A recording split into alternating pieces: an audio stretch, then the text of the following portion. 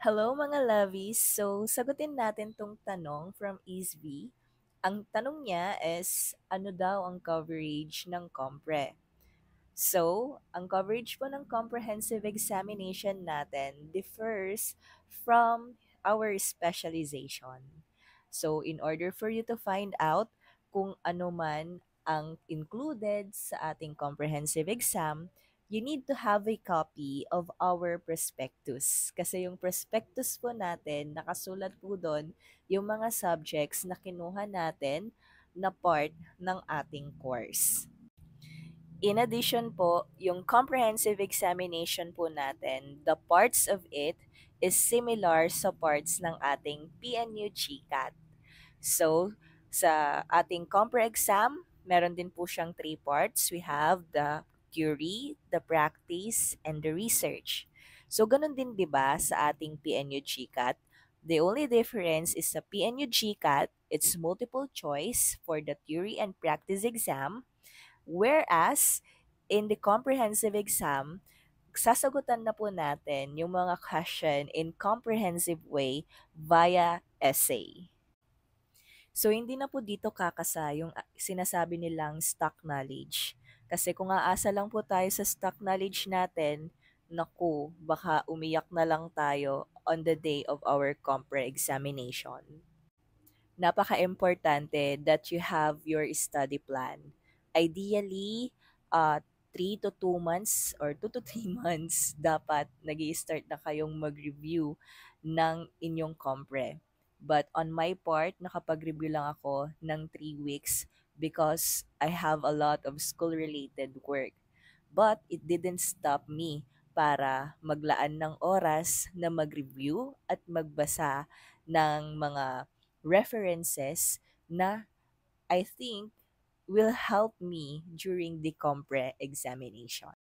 So, napaka-importante din na itabi ninyo yung mga notes ninyo during discussion and yung mga readings na binibigay sa atin ng ating mga professors. Kasi it will really save you time researching for a reference to read and review on comprehensive examination.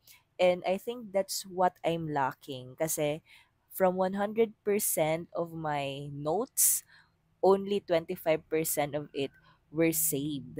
Kasi the rest is either misplaced or naitapon na ng mga kasama ko dito sa bahay. Kaya naman, ang ginawa ko is using the prospectus, nag-search na lang ako sa internet ng mga pwedeng books na gamitin. Hindi lang actually books yung aking ni-research. I also have research yung mga study na na-publish kasi po pwede mo siyang gamitin eh. Okay? Po pwede mo siyang basahin. So the key for you to ace your comprehensive examination is to read, read, and read.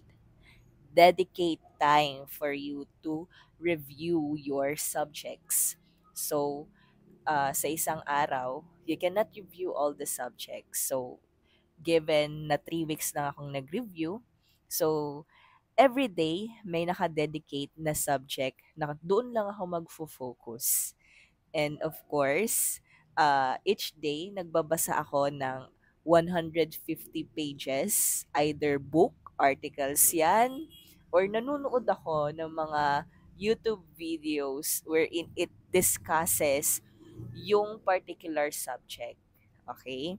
Kasi the more senses that is involved, di ba? The more that you will remember it. So, yon. Di ba nga? You cannot go to war without preparing your weapon. Kaya naman, in order for you to be prepared on your comprehensive examination day, you need to start reading now. Huwag na po tayong mag-procrastinate.